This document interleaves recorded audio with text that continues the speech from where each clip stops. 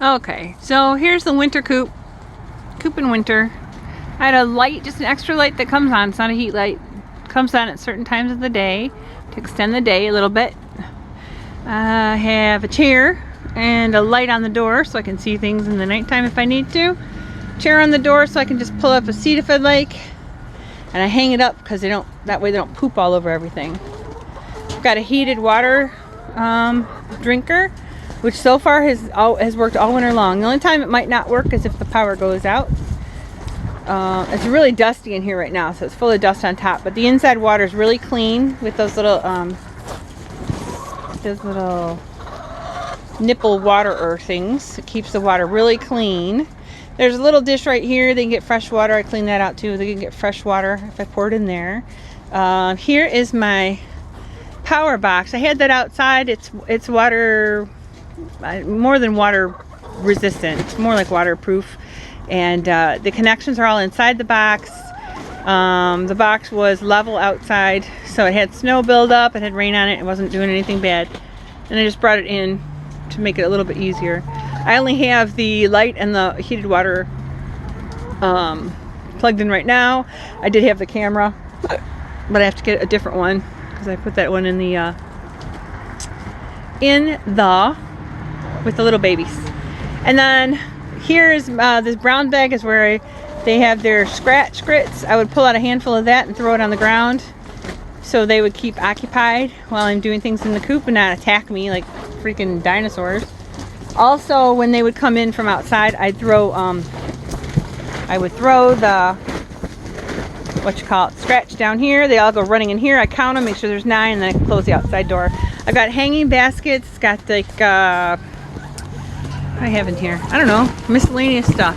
It's like a junk drawer, I guess. Let's put their toy in there for now. I've got a sharp knife in case I gotta cut things. Zip ties, water bottles. And in fact, the water bottles I'm going to put holes in and put some scratch grains in there and let them push it all around the yard to keep them occupied. A little bit of oregano to sprinkle in the feed every now and then. On S-hooks. Love S-hooks. They're the best thing since sliced bread. And then another one. This was my makeshift waterer because I wanted to keep the water fresh. And I was using the other one with just the bottom feeder, or the bottom nipplers. But I made that for a little while, but I don't love that as much. And then in here I've got, and these are just hanging, so they're lightweight. I can put them anywhere. I can take them where I want to. I've got their grit and their oyster shell. And I've got a towel. And, oh, I put the leg bands in there. I gotta remember I have them in there. And a little stick. And then more perches, the same perches as before. I had to tie them down a little bit, make sure they were modified a little bit so they would stay nice with a perch down low so they can be there if they like. When they jump off, they don't hurt their bottoms. And then the plastic doesn't go all the way around, and this way they have ventilation throughout the winter time. I do pull the plastic up like closer to the top when it's going to be rainy or snowy, because the snow or rain could blow right in through the smaller section. What else? That's the corner where they always try to escape. Here's a ladder they can go up to if they like. They can jump from their perch to there, and they do that a lot too. Hanging feeder, again up on S-hooks. And the swing, move that around sometimes, and that's on S-hooks. Over there are the little trays for the oyster shell and the grit, and that's on demand. If they think they need it, then they will come over and eat it. The grit is so they can digest like regular foods and grains and stuff, and then the oyster shell is to improve their shells. That's the original water I had. The top is dirty, again it's dusty in here. But the bottom, the inside is fine, and the nipplers on the bottom, they really like that. I put that on this side because this tends to be the wetter side over here, because that's where the rain and snow might get in. And I got a bucket upside down they could climb on. And of course the food bin, which they can climb on. When it gets really windy, or if they get scared, they either will go in the coop or they'll go underneath the coop here. Got a little ladder. Got a thermometer to tell what temperature is and what the humidity level is. And they've been digging because the ground is thawing out. So there's big old holes. Whoops. Sorry guys. There's big old holes where they've been digging that I gotta be careful of when I'm walking around. I gotta pay attention to where I'm walking apparently. And then I use the wire rake. A lot of times I'll pull the mulch from the sides and put it all up in a big pile for them so they can scratch through it, see if they can find anything. And then by the end of the day, they put all the pine chips back where they found them, no matter where I put them. And I changed out the inside. Instead of pine chips, I put down builder sand. It's like grade 2 sand, step 2. And every day I come in and I rake it. At least for right now, I'm raking it into a pile that'll clean up because it's close to the door. But I don't want the nesting boxes to get all dirty from their poop. They only nest in that far right one there and in that far left one. So I try to make a poop clean path for them to get in and out of the nesting boxes. Let's see, what else?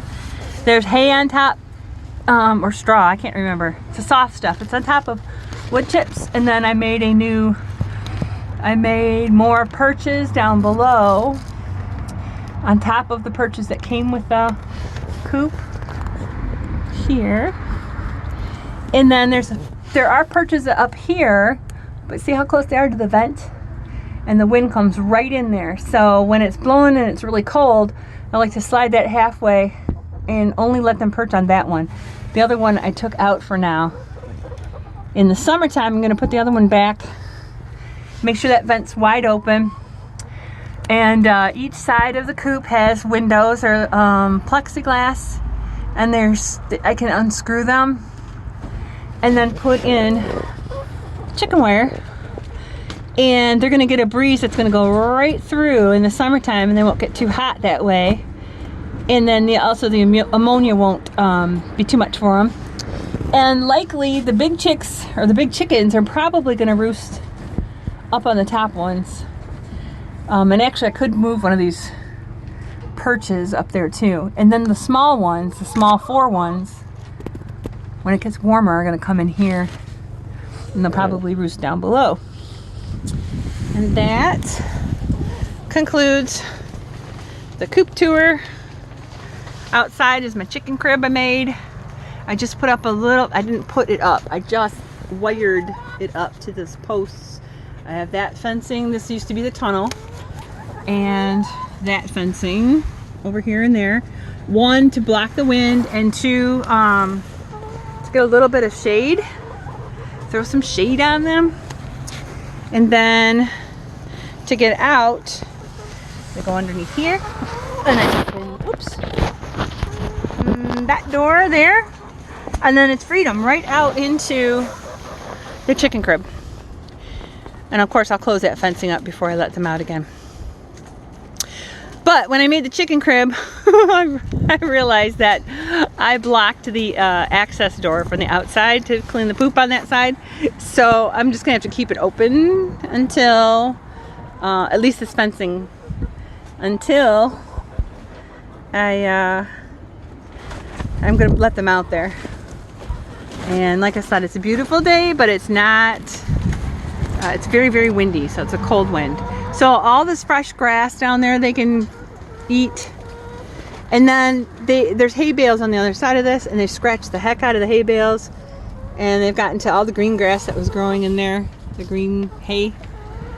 And then the vegetable garden's on the other side of that fence over there. And when I have, if there's any extra leaves or produce that I can't, like we're not going to eat it, I'll just throw it over the fence to them into their little chicken crib, and they will have a ball. I also am going to be planting, I just bought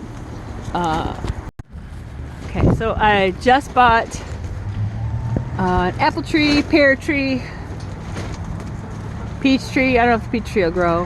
And cherry. I think there was one other. It might be plum. And I'm going to put those sort of nearby the crib because I can either throw the produce over to them, or I could, when we get that privacy fence up, I could actually let them come over out of the crib and wander the ground and pick through and get all the produce that we can't use. So they'll be fed and we won't have, you know, extra waste. So the trees are likely going to be like, see where those tracks are over there? Probably over there. Because some of them need full sun and some need partial sun. So anyway, that's the plan, but we'll see. And that concludes the crib tour. You are dusty. Say goodbye. Say goodbye, Sasha. Say goodbye, honeys. Bye-bye.